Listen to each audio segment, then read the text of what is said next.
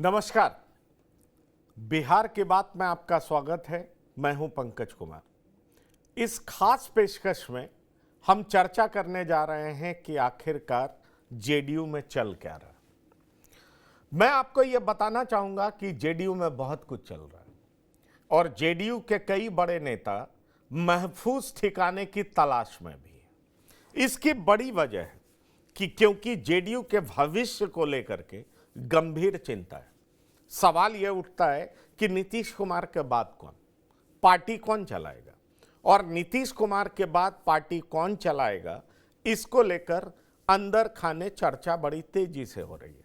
लेकिन अभी फिलहाल कुछ इसलिए नहीं बोला जा रहा है क्योंकि नीतीश जिस भी स्थिति में है, नीतीश में दम नजर आता है और यह लग रहा है कि अभी विधानसभा चुनाव तक देखते हैं क्या होता है।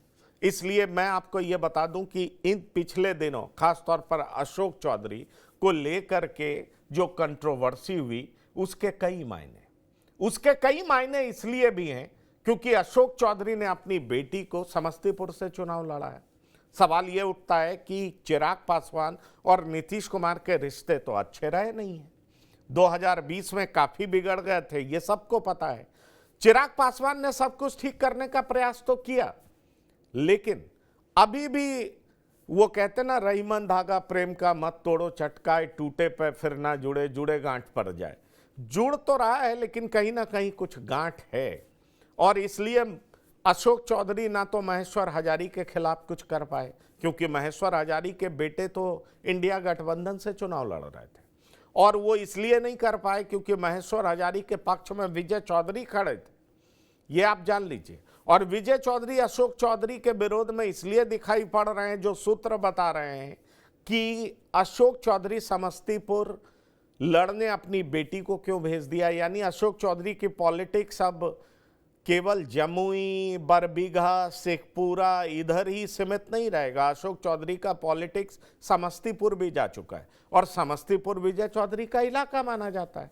ऐसे में सवाल ये उठ रहा है कि जेडीयू में कितने ग्रुप्स हैं, कौन ग्रुप से कौन आ रहा है, कितने धड़ों में बट गई है जेडीयू, और अशोक चौधरी अब क्या फैसला लेने वाले हैं, वो क्या करने वाले हैं, क्योंकि इन दिनों उन्हें कोर ग्रुप से बाहर कर दिया गया है। यह बात तो आप जान लीजिए।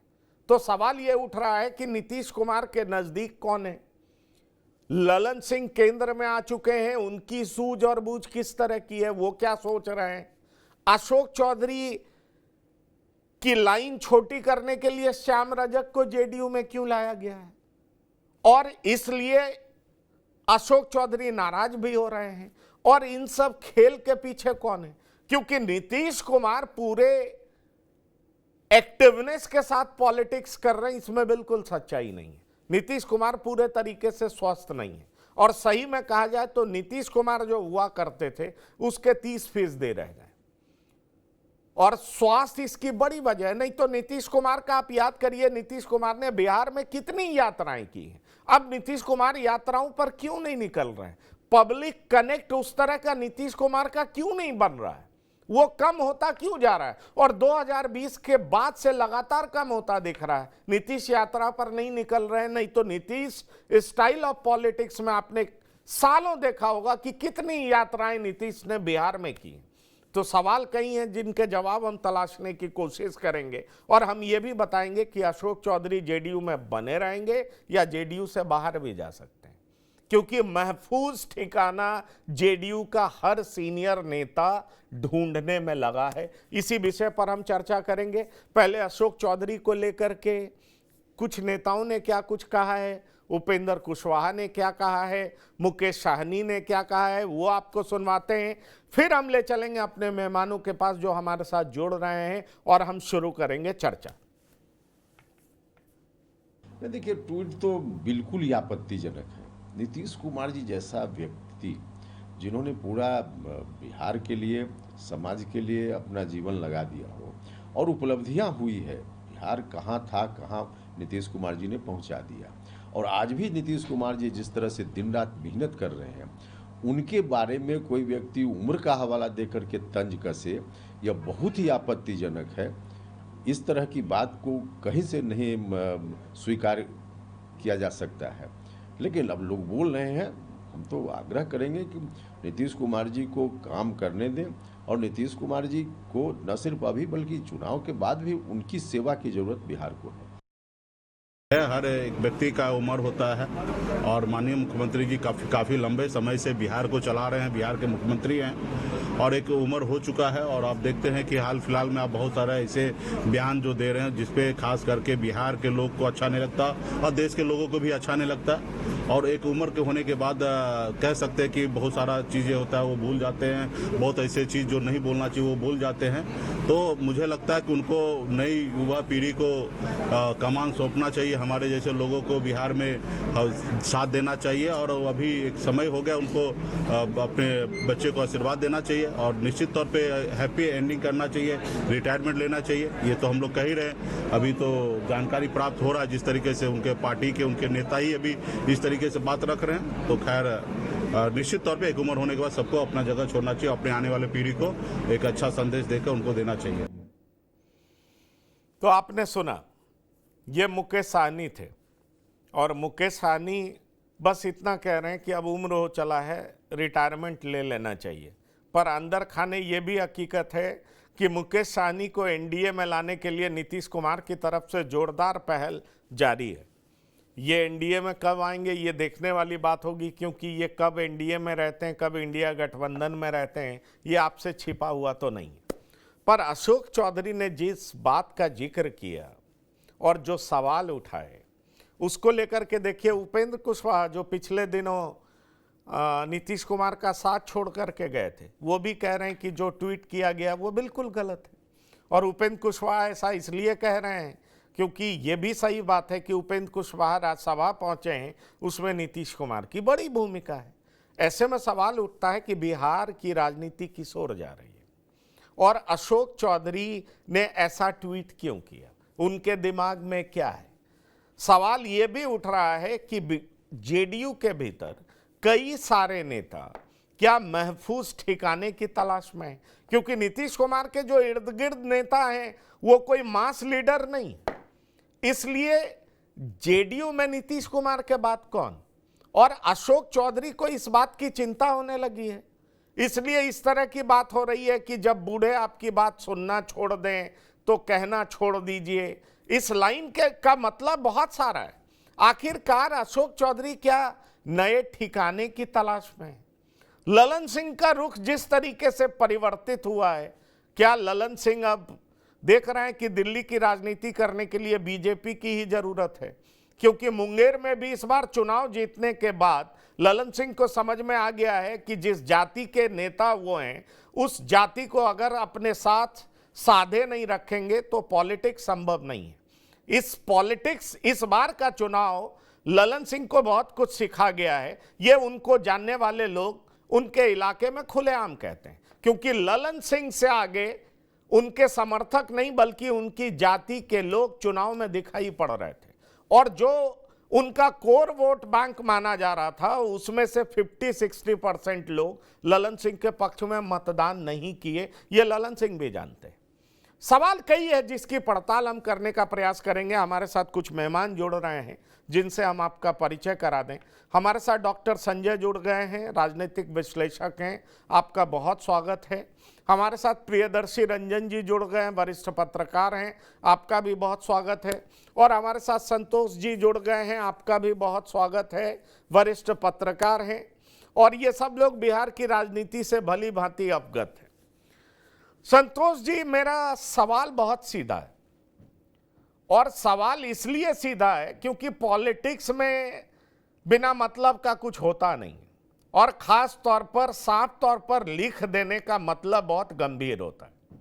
अगर ये कह दिया जाए कि कुछ नहीं था, वो तो अब किसी दोस्त ने भेजा, हमने लिख दिया, इसका कोई मतलब नहीं है।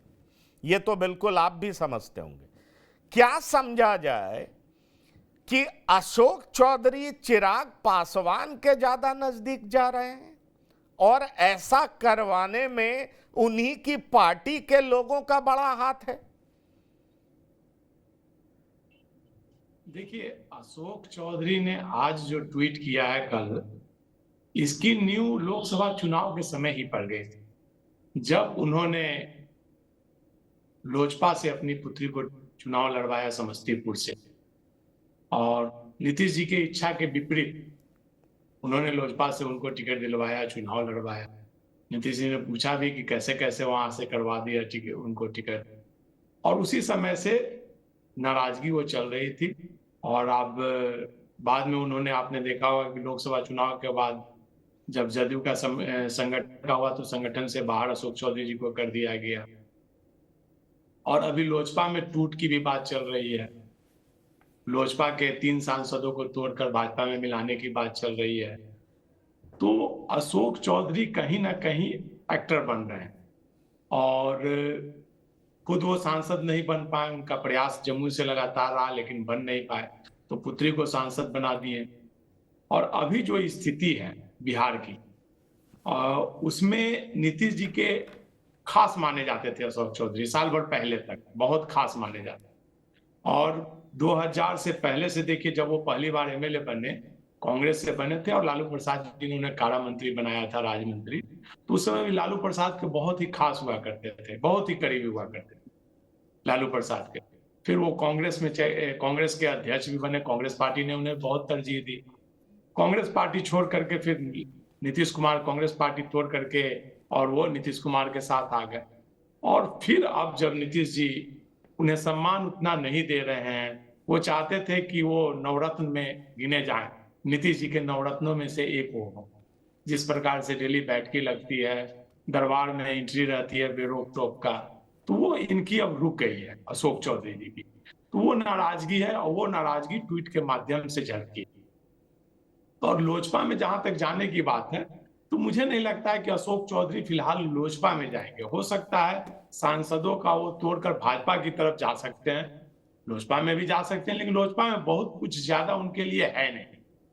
वो भाजपा में अगर सांसदों को तोड़कर 3 सांसदों के साथ अगर भाजपा की तरफ जाते हैं, तो उनकी एक पूछ होगी, एक सम्मान मिलेगा, बेटी को मंत्री पद भी मिल सकता है। तो इसलिए सारा जोड़ घटाव जो वो कर रहे हैं, उनकी राजनीतिक महत्वाकांक्षा बहुत ज्यादा है।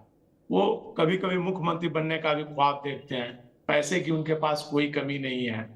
उन पर, उनकी पत्नी पर शायद लोन वगैरह का कुछ मामला भी चल रहा है, जांच भी चल रही है, पैसे का लेन देन का कुछ जांच भी चल रहा है। तो कई तरह से वो भी फंसे हुए हैं। तो उनके लिए सबसे सेफ जोन भाजपा ही माना जाएगा कि भाजपा की तरफ, अभी केंद्र में चूंकि भाजपा की सत्ता है, उधर जाएंगे तो उनको बचाव हो सकता है। जो पैसे का लेन देन का मामला है, उस मामले में भी चाहे बेटी भी मंत्री बन सकती है, उनको भी, चूंकि नीतीश जी से अब दूरियां बढ़ती जा रही है। और अभी जो उन्होंने ट्वीट किया, इसके बाद तो बवाल मच गया है बिहार में कि भाई तो बिहार में नीतीश कुमार तो एक डेवलपमेंट, नहीं, देखिए नीतीश स्टाइल ऑफ पॉलिटिक्स तो ये रहा है। मैं अगर प्रियदर्शी रंजन जी, नीतीश स्टाइल ऑफ पॉलिटिक्स तो ये रहा है कि हर लाइन के समानांतर वो रेखा खींचते हैं। जैसे जब ललन सिंह को छोटा करना था तो उन्होंने अशोक चौधरी को आगे किया। ललन सिंह और इनके बीच में जो वो कहते हैं बाताबाती हुई थी, वो मुख्यमंत्री आवास पर ही हुई थी और ये बड़ा न्यूज़ बना था। सवाल ये उठ रहा था कि उस समय किसके कहने पर अशोक चौधरी ऐसा कर रहे थे। तो ये साफ प्रतीत हो रहा था कि नीतीश कुमार उनको अपने साथ लिए घूम रहे हैं, तो ऐसा सब कुछ नीतीश कुमार के कहने पर हो रहा था। लेकिन उससे कुछ समय पहले अशोक चौधरी साइड लाइन थे, ये भी पता था। अशोक चौधरी अचानक पिक्चर से बाहर दिख रहे थे, नीतीश कुमार के साथ दिख नहीं रहे थे। लेकिन जब ललन सिंह की लाइन छोटी करनी थी और जब एनडीए के तरफ बढ़ना था, तो अचानक अशोक चौधरी इंपॉर्टेंट दिखने लगे। कई बार एमएलए एमएलसी की मीटिंग में बहस भी हुई, 2 जगह को लेकर के लड़ाई भी होती थी। आप जमुई क्यों जाते हैं, आप बरबीघा क्यों जाते हैं, क्योंकि बरबीघा के जो विधायक हैं वो अपनी नाराजगी व्यक्त करते थे। मैं डॉक्टर संजय कुमार आपसे पूछना चाहूंगा, मैं आ रहा हूं प्रियदर्शी रंजन जी आपके पास। सवाल ये उठ रहा है कि ये सारी लड़ाइयां कब किसको छोटा करना, कब किसको बड़ा करना, ये नीतीश कुमार करते रहे। लेकिन जेडीयू के भीतर जब आप बड़े नेताओं से बात करेंगे तो एक बात बहुत साफ नजर आता है कि एक इनसिक्योरिटी है, नीतीश के बाद कौन, और नीतीश के बाद कौन, इसको लेकर के जो इनसिक्योरिटी है, तो कई उस बिरादरी के लोग कहते हैं आरसीपी सिंह को ले आइए, आरसीपी बेहतर होते, पर आरसीपी आएंगे इसकी कोई संभावना दिखती नहीं है। और जो बाकी इंपॉर्टेंट लीडर्स हैं वो कहीं ना कहीं महफूज ठिकाने की तलाश में है कि कहां जाया जाए, कौन सी पार्टी में जाया जाए। क्योंकि सवाल यह उठता है कि जेडीयू मतलब नीतीश कुमार, नीतीश कुमार के बाद क्या जेडीयू सरवाइव कर सकेगा, यह सवाल तो उठता है। नीतीश पूरे तरीके से स्वस्थ नहीं है, यह साफ दिखता है, क्योंकि आपको भी याद होगा, मैं यही संतोष जी से भी कह रहा था और ये आपसे भी कह रहा हूं, नीतीश कुमार यात्रा के लिए जाने जाते थे, वो हर साल 2 साल पर एक यात्रा निकालते थे, पूरा बिहार घूमते थे, जनता का नब्ज टटोलते थे और उस तरह का स्कीम लागू करते थे। 2020 के बाद नीतीश कुमार ने उस तरह की कोई यात्रा नहीं की, उनका पब्लिक कनेक्ट बहुत कम हुआ और अब तो बोलते भी बहुत कम है। इससे एक बात बहुत साफ हो रहा है कि नीतीश जो होते थे उसके 30% भी नहीं रह गए। अब सवाल यह उठ रहा है कि ये इनसिक्योरिटी कहीं ना कहीं जेडीयू के भीतर गुटबाजी को बढ़ा रही है, जेडीयू के भीतर जो और नेता हैं उनको मजबूर कर रही है कि वो अपने महफूज ठिकाने की तरफ आगे बढ़े। स्वाभाविक है। जिस स्वास्थ्य को लेकर के आपने कहा, कई जेडीयू के नेताओं से मेरी बात हुई और उन्होंने कहा कि कई कार्यक्रमों में नीतीश कुमार जी ने मुझे पहचाना भी नहीं। ठीक है, नीतीश कुमार जी को इग्नोर करने की आदत है, लेकिन जो उनके खासम खास रहते हैं, जो उनके करीबी होते हैं, उनके साथ तो बातचीत उनकी होती ही है, हाय हेलो ही सही लेकिन होती है। लेकिन बिल्कुल इस तरह से देखना जैसे लगता हो कि उनको पहचान ही नहीं रहे। अब कुछ लोग, मीडिया के लोग कहते हैं कि ये उनकी कला है, ये उनका ये है। अब उनको कितनी कला की समझ है हम तो नहीं बहुत नजदीक रहे हैं, लेकिन हाँ, जो नेता लगातार उनकी पार्टी में हो और संगठन के, ठीक है, कार्यकारी अध्यक्ष संजय झा बन गए, राष्ट्रीय अध्यक्ष तो नीतीश कुमार जी ही हैं और उनको कोई भाव न दे। आरसीपी सिंह जिस भूंजा पार्टी की बात करते थे, उस भूंजा पार्टी का भी कई ग्रुप हो गया। उस भूंजा पार्टी के लोग भी कई ग्रुप में बट गए। कुछ चीजें हैं जो कुछ लोगों को ही पता है, कुछ चीजें हैं जो कुछ लोगों को नहीं पता रहता है। तो वहां पर जाकर के बिल्कुल जो आपके मन में जो सवाल है, वो सवाल हर बिहारी के मन में है कि क्या नीतीश कुमार के बाद कौन। ठीक है, नीतीश कुमार हैं तो अभी सारे वोट इनके साथ हैं, अति पिछड़ा का वोट है, सारा समीकरण इनके साथ एकजुट है। लेकिन अगर नीतीश कुमार बहुत एक्टिव नहीं रहेंगे तो फिर कौन। तो इस तरह की चर्चा तो है। और असुरक्षा की जो बात आप कर रहे हैं, असुरक्षा तो तब होती है ना जब लगता है कि नहीं, हमारे नेता इसको देख रहे हैं, उनको तो पता है कि हमारे नेता तक बात ही नहीं पहुंच पा रही है। तो अगर बात ही नहीं उनके नेता तक पहुंच पा रही है तो फिर देखने और नहीं देखने की क्या बात है। और इसीलिए जो ये तस्वीर आप दिखा रहे हैं, आपके क्लिपिंग में दिख रहा है, अब ये तीनों करीब हुआ करते थे कभी, आज तीनों 3 दूरी पर हैं। और अशोक चौधरी तो कुछ ज्यादा ही महत्वाकांक्षी हैं। इनको लगा कि मुख्यमंत्री जी इतना हमें पसंद करते हैं, इतना तरजीह देते हैं, हम तो जो चाहेंगे वो हो जाएगा। बिल्कुल जमुई से चुनाव ये लड़ना चाहते थे, सफल नहीं हो पाए। अंत में चिराग जी की पार्टी से अपनी बेटी को इनको लड़ाना पड़ा। ये चाहते थे कि जब अभी नया मंत्रिमंडल बिना है तो एक अच्छा विभाग मिले। जिस तरह के अच्छे विभाग बिहार में किसको कहा जाता है सबको पता है, वो ऐसा कोई विभाग इस बार इनको नहीं मिला। श्याम रजक की एंट्री हुई और ठीक है, क्षेत्रीय पार्टी ही है, लेकिन उनको राष्ट्रीय महासचिव बना दिया गया। तो ये दूरियां कहीं ना कहीं से और कल आपने एक बात बड़ी अच्छी कही थी जो समस्तीपुर के डोमेन को लेकर के, कि विजय चौधरी चाहते हैं कि समस्तीपुर हमारे तरीके से संचालित हो, वहाँ के डीएम एसपी कौन हो, वहाँ के डीएसपी कौन हो, सीओ बीडीओ कौन हो, थानेदार कौन हो। अशोक चौधरी जी की बेटी शांभवी चौधरी वहाँ की सांसद हैं, ये चाहते हैं कि हमारे हिसाब से हो। और जो तकरार हुआ था ललन सिंह से, वो तकरार कोई ऐसा तकरार नहीं था जिसमें ललन सिंह कोई ऐसी बात कर रहे थे। उन्होंने तो कहा कि भाई बरबीघा के एमएलए हैं सुदर्शन, भाई आप तो जाते हैं वहाँ, उद्घाटन करते हैं, बैठते हैं बैठक में, उनको तो आप सूचना तक नहीं देते हैं।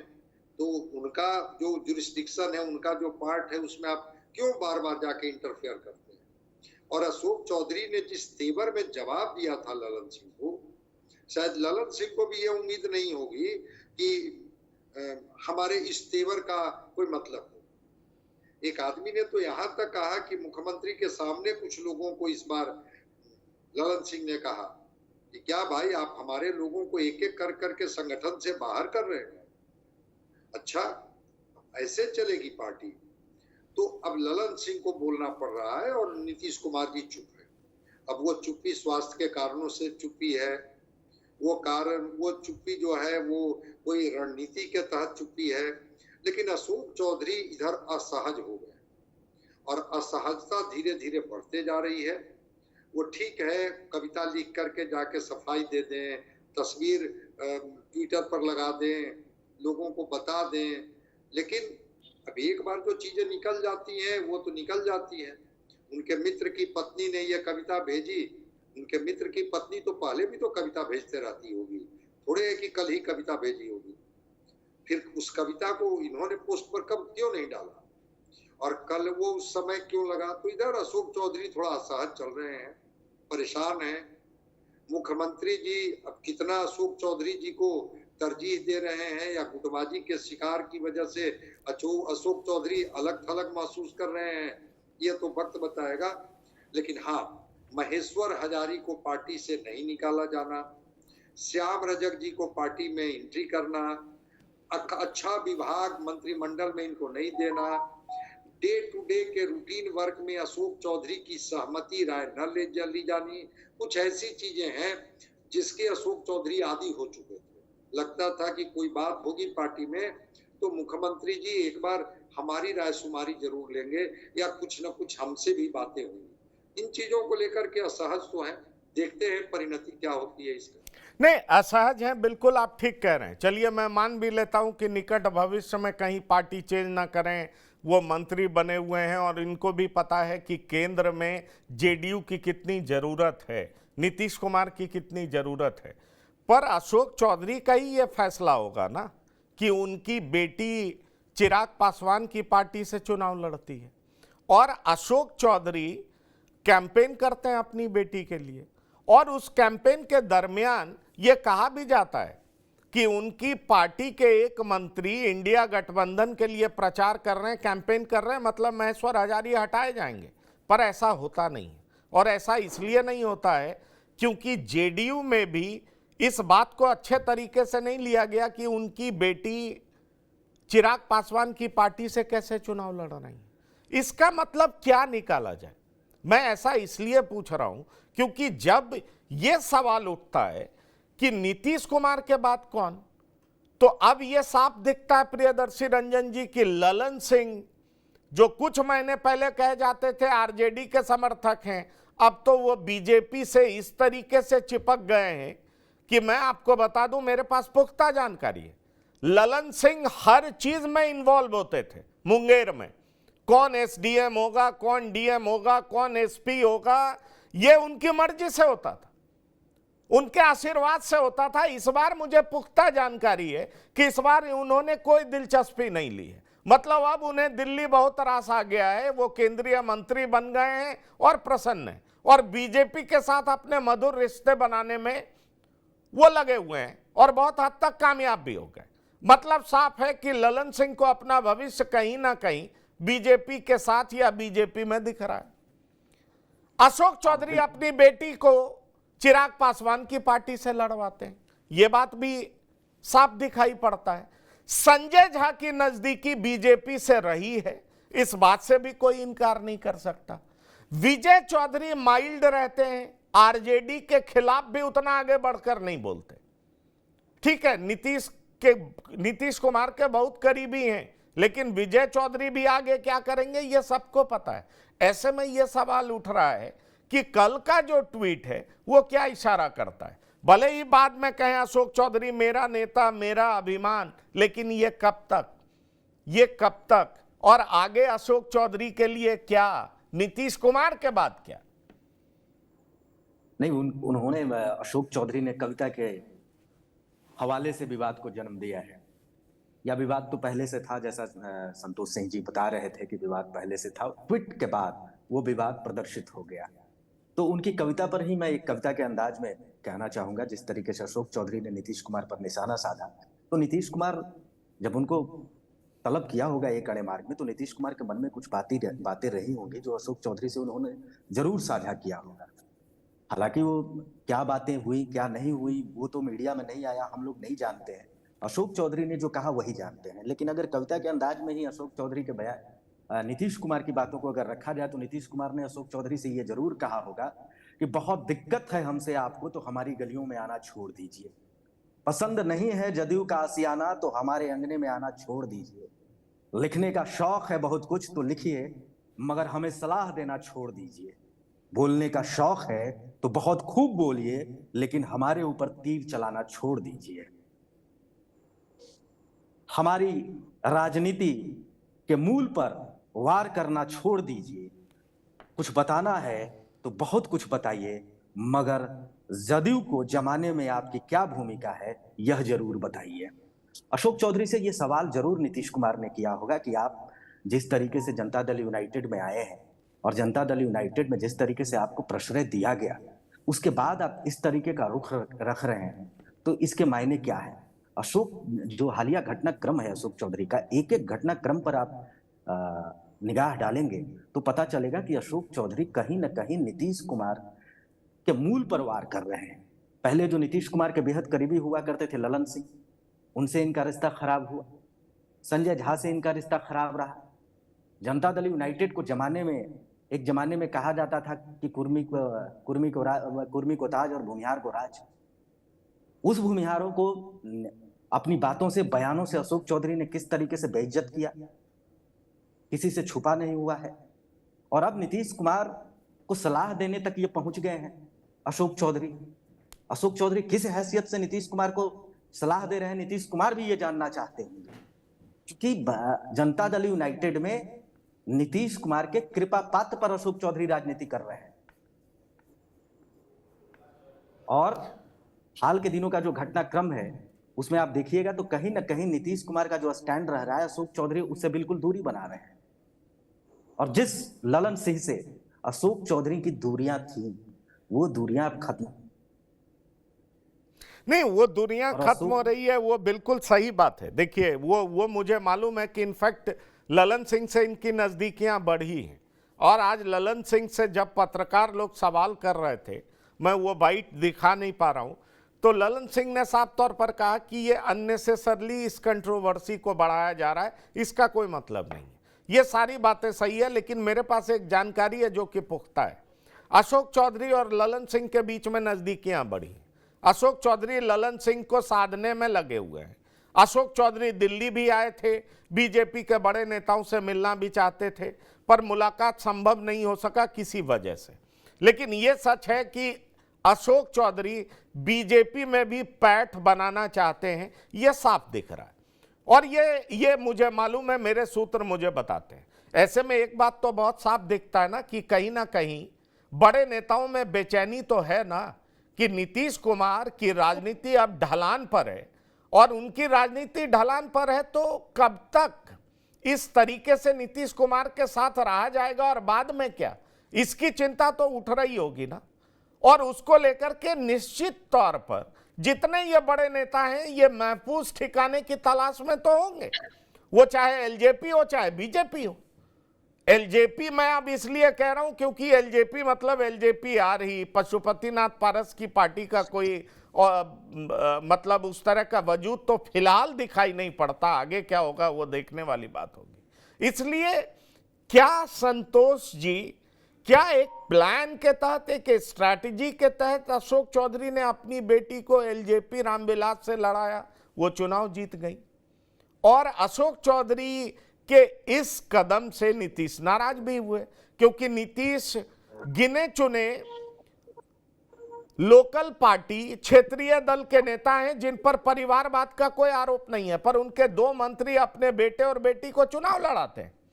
तो आपको लगता है कि ये सब कुछ स्ट्रैटेजिकली हो रहा है?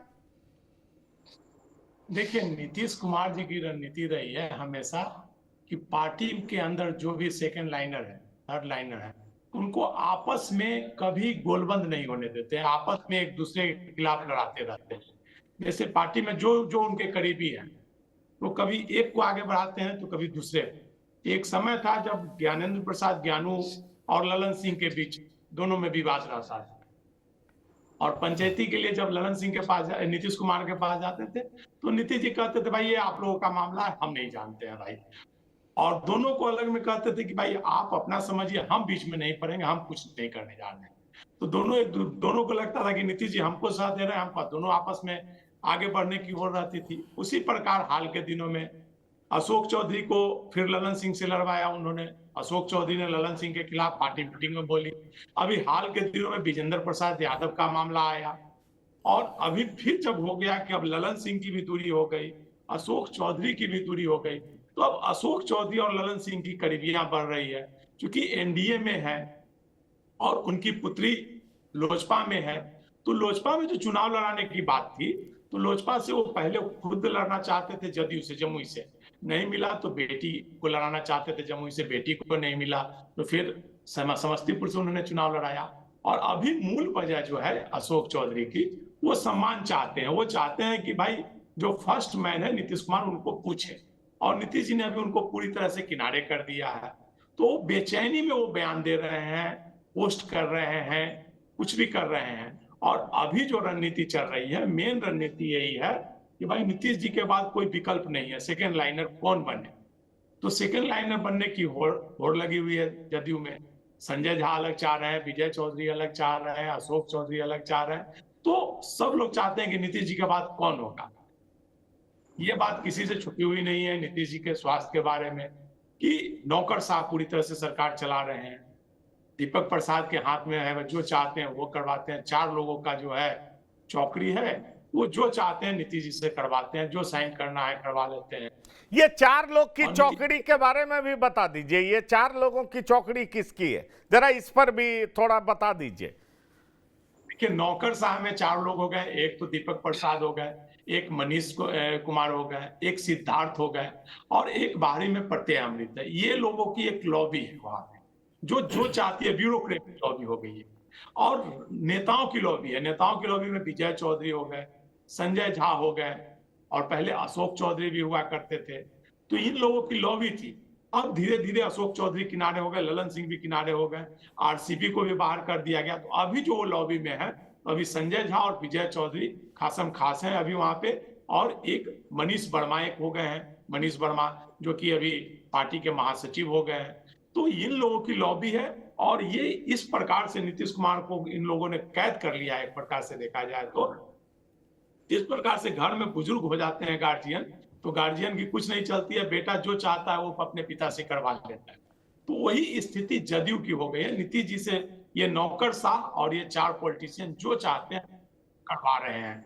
इधर क्या निर्णय लेना है, नीतीश जी जब स्वस्थ रहते हैं थोड़ी देर के लिए, जब उनको लगता है कि हमारा ये करना है, उस समय जो चाहते हैं वो डिसीजन लेते हैं। लेकिन बाकी समय वो डिसीजन लेने की स्थिति में आज नहीं है। अधिकारियों का तबादला का मामला हो, गठबंधन का मामला हो, किसके साथ जाना हो, अब आप देख रहे होंगे आज के दिनों में मीडिया से ना बात, किसी ना कुछ बोलना, जाते हैं उद्घाटन करते हैं, ना कुछ भाषण देते हैं, ना किसी से बात करते हैं, ना कुछ बोलते हैं। जो उनको लिखा हुआ मिलता है वो पढ़ देते हैं। तो स्थिति ये हो गई है। और अभी की स्थिति जो हो रही है नीतीश जी के फिर से वापस जाने की, कि फिर से नीतीश जी पलटी मारेंगे, फिर से आरजेडी की तरफ जाएंगे, इसी बात को लेकर के एक खेमा जो है वो चाहता है कि नीतीश जी भाजपा छोड़ करके आरजेडी की तरफ जाएं।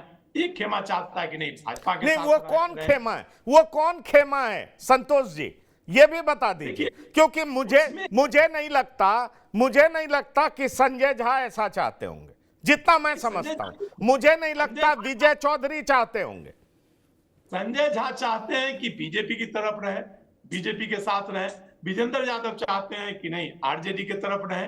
तो ये लॉबी चलती है अंदर में। विजेंद्र यादव का भी एक सम्मान नीतीश कुमार करते हैं, और पिछली बार जो गए थे नीतीश कुमार आरजेडी के साथ, तो उसमें विजेंद्र यादव और ललन सिंह की अहम भूमिका थी आरजेडी की तरफ जाने में। नहीं, पर अब तो ललन सिंह बीजेपी के पक्षधर दिखते हैं। कहा जा रहा है कि बिल्कुल बीजेपी के साथ फेविकॉल की तरह चिपक गए हैं। अब ललन सिंह को भी समझ में आ चुका है कि उनका पॉलिटिक्स महफूज है बीजेपी के साथ ही, ये वो भी समझ चुके हैं। तो अब आरजेडी के साथ जाने वाले की बात करने वाले सिर्फ एक ही नेता दिखाई पड़ते हैं नीतीश जी के इर्द गिर्द, और वो है विजेंद्र यादव।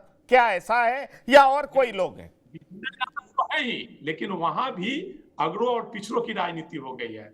जो अगड़े समाज के लीडर है वो चाहते हैं बीजेपी के साथ, जो पिछड़े समाज के हैं वो चाहते हैं कि जब आरजेडी के साथ जाए।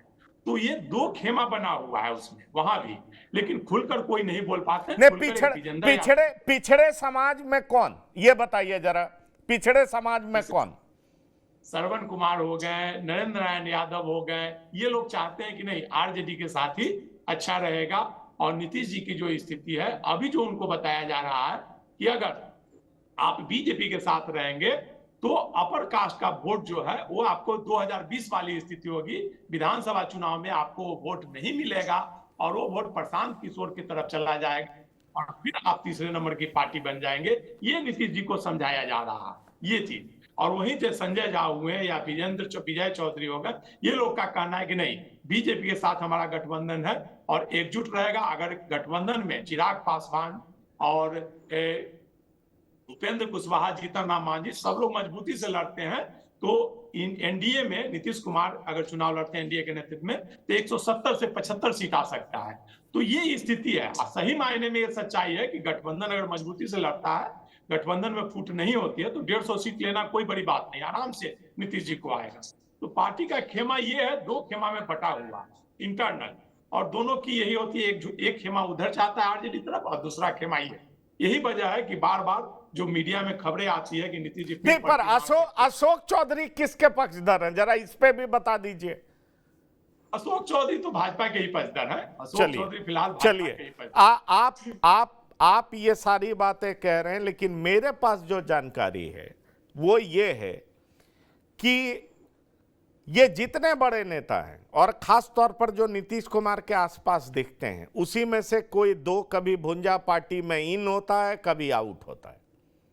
जैसे अशोक चौधरी भी तो उनके किचन कैबिनेट के ही मेंबर होते थे, कभी इन होते हैं कभी आउट होते हैं। अब उनको आउट करने में भूमिका बताई जा रही है विजय चौधरी की, उनको आउट करने में भूमिका बताई जा रही है संजय झा की।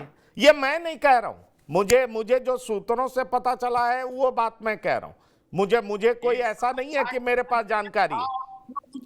एक साथ घुसते थे इंटर, दोनों एक साथ फोन से बात करके और एक साथ भुंजा पार्टी में शामिल होते थे लोकसभा चुनाव से पहले। लेकिन लोकसभा चुनाव के बाद जब संजय झा राष्ट्रीय अध्यक्ष बन गए तो दूरियां बढ़ी और दोनों दो तरफ हो गए।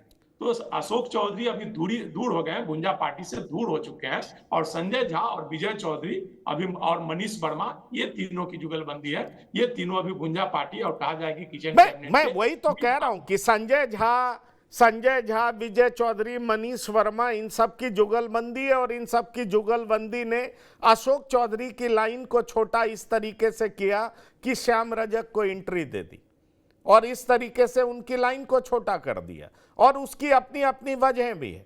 दरअसल संजय झा को नेशनल पॉलिटिक्स देखना है तो संजय झा का कन्फ्रंटेशन पार्टी के भीतर हो रहा होगा तो वो ललन सिंह के साथ हो रहा होगा, क्योंकि ललन सिंह मंत्री हैं, वो कैबिनेट में बैठते होंगे। और ललन सिंह जितने तेज तर्रार नेता माने जाते हैं और जिस तेजी से वो बीजेपी के शीर्ष नेतृत्व के साथ उन्होंने अपनी नजदीकियां बढ़ाई हैं, उससे एक बात तो साफ दिख रहा है कि केंद्र की राजनीति में पार्टी के भीतर भी प्रतिद्वंदिता होती है, तो वो दिखाई पड़ रही है। इसलिए अशोक चौधरी ललन सिंह के पास जाना चाह रहे हैं।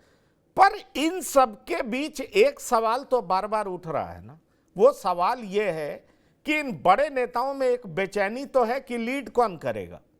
नीतीश कुमार की स्थिति अगर इसी तरह की बनी रही तो कब तक इस तरह की स्थिति में नेतृत्व नीतीश कुमार करते रहेंगे, और उसके बाद कौन?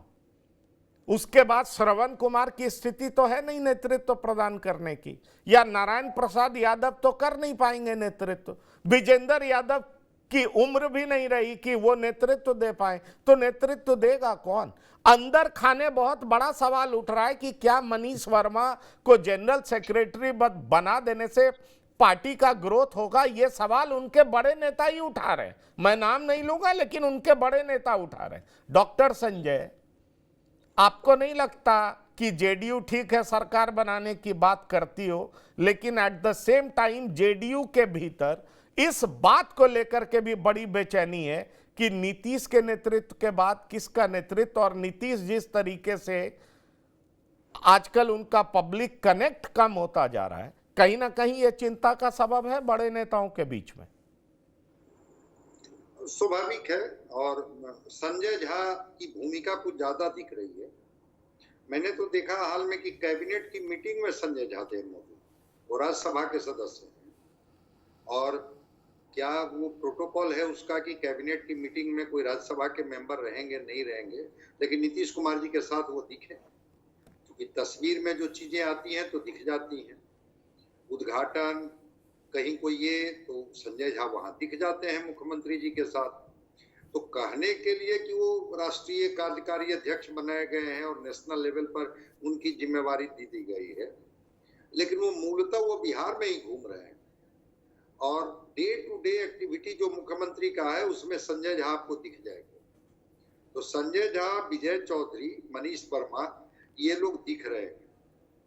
संजय गांधी है, ललन सराफ है, इन लोगों को कुछ संगठन में काम दे दिया गया है, और सरकार में एक तरह से संजय झा और विजय चौधरी, ये दोनों लोग जो हैं वो सरकार के डे टू डे रूटीन को ये अपने तरीके से मुख्यमंत्री जी को अपडेट करते हैं। आप जो बार बार सवाल कर रहे हैं, नीतीश कुमार जी के रहते स्वस्थ हूं अस्वस्थ हूं, क्योंकि नीतीश कुमार जी ने तो कोई सेकंड लाइन तैयार की नहीं, और हमेशा वो संतुलन के लिए वो ड्यूअल गेम खेलते रहते हैं, कि हमेशा वो एक पैरेलल वो बना करके धुरी चलते हैं।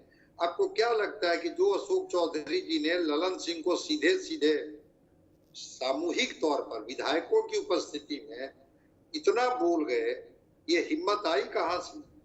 और वो अशोक चौधरी फिर दौड़ करके जाके ललन सिंह से मिल लेते हैं।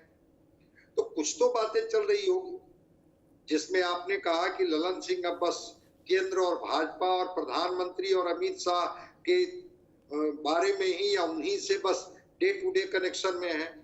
बिहार की राजनीति से अपने को उन्होंने किनारे कर लिया है। अशोक चौधरी भी वहीं जाकर के मिल रहे हैं। जानकारी यहाँ तक है कि वो भी चाहते थे कि जो भाजपा के जो शीर्ष नेतृत्व हैं इनसे मुलाकात हो, बातें हो। बात हुई नहीं हुई मुझे नहीं पता है। तो विजय चौधरी और संजय झा, दो लोगों की भूमिका इस तरह से बढ़ गई है सरकार में। अब वो मुख्यमंत्री जी ने खुद उनको ये फ्री हैंड दे दिया है, या मुख्यमंत्री जी का जो अस्वस्थता का जो वजह है उसका ये लोग फायदा उठा रहे हैं। ये तो जो उनके कोटियर्स में लोग होंगे वो ज्यादा बेहतर बता पाएंगे, लेकिन अशोक चौधरी थोड़ा अलग थलग दिख रहे हैं, और सेकंड लाइन जैसी कोई वहां चीज नहीं है, और अगड़ा पिछड़ा जैसी भी कोई चीज वहां नहीं है। वो नीतीश कुमार इसके बहुत ही माहिर खिलाड़ी हैं। वो पूरा संतुलन बना के रखते हैं, किसको कैसे साधनी है, इसके लिए उनके पास सारे खिड़की दरवाजे खुला रहते हैं। कहा एक जहानाबाद को छोड़ दीजिए तो लोकसभा में 12 सीटें जो आ गई जेडीयू को, तो क्या लगता है कि केवल अति पिछड़ा के वोट से आ गया? कुशवाहा वोट छिटक ही गया था, तो किसके वोट से इनको इतनी सीटें आ गई? ऐसा कुछ नहीं है कि वो वोट इनको नहीं मिलेगा, ये वोट मिल जाएगा। वो साधने की इनको कला मालूम है कि कैसे किसको कब साधनी है, कब पिछड़ा को साधना है, कब अगड़ा को साधना है, कब अति पिछड़ा। कलाधर मंडल रुपौली में चुनाव हार गए, और उनको ला करके यहाँ पर उपाध्यक्ष बना दिए पार्टी में। तो नीतीश कुमार जी उस मामले में वो बड़े सधे हुए हैं। वो किन्हीं को समझाने से या किन्हीं को नहीं समझाने से कोई असर नहीं पड़ता है। लेकिन हाँ, ये उनके पास जरूर है कि कब किसको नजदीक रखनी है और कब किससे दूरी बना लेनी है। इसके वो बड़े ही माहिर खिलाड़ी माने जाते हैं। वो दूरी बनाना है तो कब तक बनाना है, कितना देर तक बनाना है, ये उनको पता है। नहीं, किसी को डॉक्टर संजय, एक सवाल उठता है मन में और मैं चाहूंगा आप सब इस सवाल का जवाब दें। लोकसभा चुनाव के बाद चिराग पासवान नीतीश कुमार के नजदीक दिखने लगे, कई बार मिलने भी गए, पैर भी छुआ, न्यूज भी बना, और कहीं ना कहीं ये दिमाग में आ रहा था कि क्या इस सब की वजह अशोक चौधरी है, जो दोनों के बीच आइस ब्रेक करने का काम अशोक चौधरी ने किया। कहीं ऐसा तो नहीं हो गया कि दोनों को नजदीक लाते लाते अशोक चौधरी खुद ही नीतीश कुमार से दूर हो गए? प्रियदर्शी रंजन जी, क्योंकि बीजेपी के साथ जाने का फैसला लेना है, इसमें अशोक चौधरी भी शामिल थे, वो भी इसके समर्थक थे। तो ऐसे में सवाल उठता है कि विजय चौधरी, संजय झा, अशोक चौधरी, ये तीन लोग तो चाहते थे ठीक है बीजेपी के साथ जाइए, ललन सिंह नहीं चाहते थे, विजेंद्र यादव नहीं चाहते थे, ये सबको पता है, और इसीलिए ललन सिंह को राष्ट्रीय अध्यक्ष पद से हटाया भी गया। लेकिन सवाल ये उठता है कि चिराग पासवान की पार्टी से अपनी बेटी को लड़ाया, चिराग पासवान को नीतीश कुमार के नजदीक लाने का प्रयास भी इन्होंने किया, लेकिन ये नजदीक लाने के प्रयास में कहीं खुद ही दूर तो नहीं हो गया अशोक चौधरी? अशोक चौधरी की महत्वाकांक्षा बड़ी है। वो शायद संजय झा के मुकाबले में अपने आप को आंकते थे और भी चाह रहे थे कि कार्यकारी अध्यक्ष उन्हें बनाया जाए। जिस तरीके से उनकी महत्वाकांक्षा रही है, वे पार्टी में नंबर 2 हमेशा बना रहना चाहते थे नीतीश कुमार के बाद। जिस तरीके से ललन सिंह को उन्होंने एक तरीके से कहिए धकिया करके नीतीश दरबार से बाहर किया था, जो बेइज्जती किया अशोक चौधरी ने खुले पब्लिकली ललन सिंह को, वैसी हैसियत वैसा कभी ललन सिंह के साथ न हुआ था, न अभी तक हुआ है। तो वो मनोबल जो बढ़ा हुआ था अशोक चौधरी का, उसका नतीजा है कि आज दूरियां बढ़ रही हैं नीतीश कुमार से। क्योंकि आज भी जिस तरीके से ये बयान दे रहे हैं, जिस तरीके से बातें कर रहे हैं, जिस तरीके से का इनका बॉडी लैंग्वेज है, ये दर्शा रहा है कि अशोक चौधरी बहुत बड़े। मैं डॉक्टर संजय एक बात पूछता हूं, और दूरियां बढ़ी हैं तो उसकी वजह तो संभवी ही है ना कि एलजेपी रामविलास से वो चुनाव लड़ी हैं। अगर संभवी चौधरी एलजेपी रामविलास से चुनाव लड़ी हैं, दूरियां बढ़ने की वजह तो वही है। और कहा जा रहा है कि विजय चौधरी की इसमें भूमिका है, ये कहा जा रहा है, पार्टी के अंदर खाने इस तरह की बात चल रही है। ऐसे में सवाल ये उठता है कि क्या अब अशोक चौधरी भी चिराग के साथ जा सकते हैं? क्या इसकी संभावना दिख रही है? ये सवाल सबसे पूछूंगा मैं। अपने शुरू में एक दोहा पढ़ी, रहीमन धागा प्रेम की मत तोड़ कटकाए। तो चिराग पासवान ने जिस तरह से इनकी लंका, या केसी त्यागी अब तो नहीं रहे, वो कहते थे कि ये ऐसे हनुमान हैं जो अपनी ही अयोध्या में आग लगाते हैं। तो जिस तरह से चिराग ने इनको 43 पर पहुंचा दिया, हमको नहीं लगता है कि नीतीश कुमार इतना जल्दी भूल गए हो। और उसके बाद भी अगर अशोक चौधरी नजदीक ही थे नीतीश कुमार जी को, कहीं तो डील चल रही होगी कि चलो भाई, शांभवी न उस चिराग पासवान की पार्टी की सदस्या थी, न कोई उसकी प्राइमरी मेंबर थी, और एक बार में ही लोकसभा की उम्मीदवार हो गई, चुनाव जीत गई। तो बिल्कुल आप जो कह रहे हैं उसकी पूरी संभावना है कि नीतीश कुमार इस चीज को बर्दाश्त नहीं करते हैं कि कोई हमारे खेमे का आदमी कोई और खेमे से भी उपकृत हो, कोई और खेमे से उसकी नजदीकियां हो। आज देखिए ना, अशोक चौधरी गए थे मुकेश सहनी के यहाँ मान मनोबल करने। आज मुकेश सहनी क्या बोल रहे हैं सबको पता है, वो नीतीश कुमार जी के बारे में क्या क्या बोल गए। तो भाई ये दूत बन करके गए थे, और मुकेश सहनी नीतीश कुमार पर ही कह रहे कि हाँ, एक उम्र हो जाने के बाद तो छोड़ ही देनी चाहिए, ये करनी चाहिए, वो करनी चाहिए। और विजय चौधरी वाली बात में भी दम है। इस समस्तीपुर का डोमेन जो विजय चौधरी जी का है, समस्तीपुर का ही डोमेन में अब इनकी बेटी सांसद हो गई है। अशोक चौधरी तो अपने को पूरे बिहार का ये मानते थे। मैंने कहा ना, कल भी मैंने कहा था कि इनको कटिहार का प्रभारी बनाया गया था। कटिहार में नहीं थे, ये अपनी बेटी की प्रचार कर रहे थे कहाँ, समस्तीपुर में। भाई अगर आप जेडीयू में हैं, ठीक है, आप कहते हैं ना कि बेटी तो कई से उम्मीदवार हो सकती है, किसी पार्टी से लड़ सकती है, तो जब वो लड़ रही थी तो आप कटिहार में थे क्या? और कटिहार में वो अति पिछड़ा उम्मीदवार जीत गए क्या, जो ये भाषण कर रहे थे? वहां तो उनके कैंडिडेट हार गए। और इनकी बेटी समस्तीपुर में जो लोजपा रामविलास पासवान की कैंडिडेट थी वो जीत गई। तो कई बातों का इंफॉर्मेशन नीतीश कुमार जी के पास है कि कैसे इनको बेटी को टिकट मिला, कैसे उनकी जीत हुई, कैसे सब कुछ हुआ। और बिल्कुल राजनीति में मैं संभावना से कभी इनकार नहीं करता हूं। परिस्थितियां कब बनेगी, कैसे बनेगी, इसको छोड़ दिए। कांग्रेस ने अशोक चौधरी को क्या नहीं दिया? कांग्रेस ने तो इनको प्रदेश अध्यक्ष बना करके रखा और क्या नहीं दिया। और उस कांग्रेस को 1 मिनट में छोड़ करके और एमएलसी लेकर के आ गए थे कैसे यहाँ पर, क्या ये पता नहीं है? तो अशोक चौधरी अगर बहुत इग्नोर किए जाएंगे तो किसी भी तरह की संभावना के बारे में इनकार नहीं किया जा सकता। इनकार नहीं किया जा सकता। मतलब चिराग या बीजेपी? रंजन जी, चिराग या बीजेपी? नहीं, अशोक चौधरी अभी आंक रहे होंगे, जिस तरीके से उनके साथ ललन सिंह के साथ उनकी नजदीकियां बढ़ी हैं। और जनता दल यूनाइटेड के भीतर अभी बहुत कुछ उथल पुथल होना बाकी है। जिस तरीके से नीतीश कुमार का स्वास्थ्य कमजोर हुआ है, उसका असर पार्टी पर भी पड़ रहा है, दिख भी रहा है। कई नेता अपने नेतृत्व को साबित करना चाहते हैं, एक दूसरे से बड़ा साबित करना चाहते हैं। तो सिर्फ अशोक चौधरी ही नहीं, कई ऐसे नेता होंगे जो जनता दल यूनाइटेड में उथल पुथल मचाएंगे। अशोक चौधरी का भी एक खेमा होगा, ललन सिंह का भी एक खेमा होगा, संजय झा का भी एक खेमा होगा, तमाम नाम है। और उसमें जो फिलहाल जहां जाते हुए अशोक चौधरी ज्यादा नजदीक दिख रहे हैं वो भारतीय जनता पार्टी है। क्योंकि मैं कहना चाहूंगा कि भारतीय जनता पार्टी की निगाहें जनता दल यूनाइटेड के 12 सांसदों पर है। जिस तरीके से नीतीश कुमार के स्टैंड से भारतीय जनता पार्टी की सरकार, केंद्र की सरकार बार बार असहज होती है, तो निश्चित तौर पर जनता दल यूनाइटेड का ऑपरेशन वो करना चाहेगी अंदर खाने। और इसलिए नीतीश कुमार भी सतर्क और बेचैन जरूर होंगे।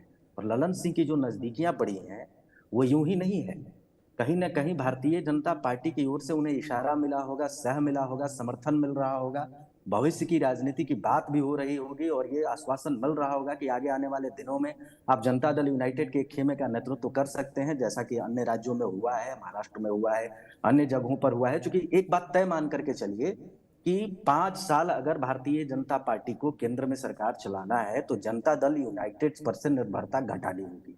और वो निर्भरता एक तरीके से इस तरीके से घटाई जा सकती है कि अन्य दलों से आप समर्थन लेकर के चले आइए, या जनता दल यूनाइटेड के सांसदों को घटा दीजिए। और घटाने का तरीका तो सबको मालूम है कि भारतीय जनता पार्टी किस तरीके से घटाती है। और उसमें अशोक चौधरी एक फैक्टर है, क्योंकि संभवी चौधरी की राजनीति के नित्य निर्माता, नियामक जो तय करेंगे वो तो अशोक चौधरी ही करेंगे। और अगर लोक जनशक्ति पार्टी को भी तोड़ना हो, जनता दल यूनाइटेड में भी फूट डालना हो, तो अशोक चौधरी 2 जगहों पर 2 पार्टियों में फैक्टर बने हुए हैं। इसीलिए भारतीय जनता पार्टी निश्चित तौर पर अशोक चौधरी पर निगाहें बनाए हुए होंगी। और अशोक चौधरी भी भारतीय जनता पार्टी के करीब जाकर के ज्यादा सहज महसूस नहीं, पर एक चीज अक्सर देखा गया है, संतोष जी मैं इसका जवाब लेना चाहूंगा। अशोक चौधरी जेडीयू के भीतर भी कई बार कॉर्नर हुए हैं, बाउंस बैक किए हैं, कॉर्नर हुए हैं, बाउंस बैक किए हैं। जब राष्ट्रीय अध्यक्ष ललन सिंह बने थे तो बहुत समय तक ये किनारे रहते थे, और फिर जब ललन सिंह को छोटा करना था तो अचानक इनको बड़ा कर दिया गया था, वो साफ दिखाई पड़ता था। तो क्या आपको नहीं लगता कि अशोक चौधरी फाइटर हैं? जब तक नीतीश कुमार का वजूद है, राजनीति कर रहे हैं, उनके नाम पे राजनीतिक रोटियां सेकी जा रही हैं, तब तक जेडीयू में बने रहेंगे, लेकिन कोई ना कोई महफूज ठिकाने की तलाश में जरूर रहेंगे, पर फिलहाल वो जेडीयू में बने रहेंगे। क्या कहते हैं आप? देखिए, निश्चित तौर पर जब तक कोई अच्छा विकल्प नहीं मिल जाता है वो जेडीयू में ही रहेंगे। और ऐसी कोई बात नहीं हुई है कि उन्हें जेडीयू से निकाला जाएगा। उन्होंने एक ट्वीट किया है, उसको लेकर के बवाल मचा हुआ है, उसकी सफाई उन्होंने दे दी, मोदी से मुलाकात भी कर ली है। लेकिन जब तक कोई बड़ा विकल्प, अच्छा विकल्प नहीं मिलेगा, तब तक वो पार्टी नहीं छोड़ेंगे। और देखिए, लोजपा जाने का मुझे नहीं लगता है कि ज्यादा संभावना है। लोजपा ऐसे राजनीति में कुछ भी असंभव नहीं है। लेकिन अशोक चौधरी का जो कद रहा है, प्रदेश अध्यक्ष कांग्रेस के रहे हैं, राष्ट्रीय पार्टी के, जदयू में भी देखा जाए तो सेकंड लाइनर थर्ड लाइनर रहे हैं, सेकंड मैन थर्ड मैन के रूप में रहे हैं। और चूंकि चिराग पासवान में वन मैन आर्मी है, चिराग पासवान के अलावे बाकी वहां किसी की कोई वैल्यू नहीं है, ना ही कोई कुछ। एमपी आप रह सकते हैं, एमएलए रह, लेकिन बाकी कुछ नहीं वहां। और वहां न इनको एमएलसी बनाया जा सकता है, न राज्यसभा तक भेजा जा सकता है, ना ही मंत्री बनाया जा सकता है। तो इसलिए लोजपा में जाने की संभावना मुझे कम दिखती है।